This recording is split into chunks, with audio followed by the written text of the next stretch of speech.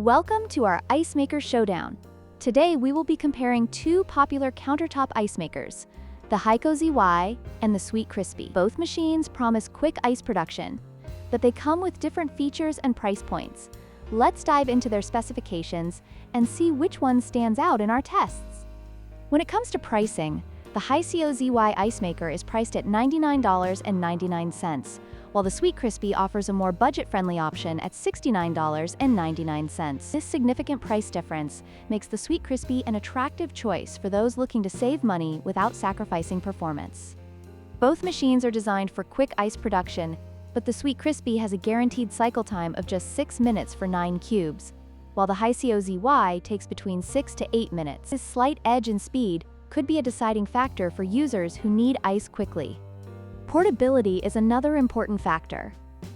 The HiCOZY Y features a convenient carrying handle, making it easy to transport for camping or parties. In contrast, the Sweetcrispy lacks this feature, which may limit its mobility for users who want to move it around frequently. In conclusion, both the HiCOZY Y and Sweetcrispy ice makers have their strengths. If you prioritize portability and a larger water tank, the HiCOZY Y is worth the investment.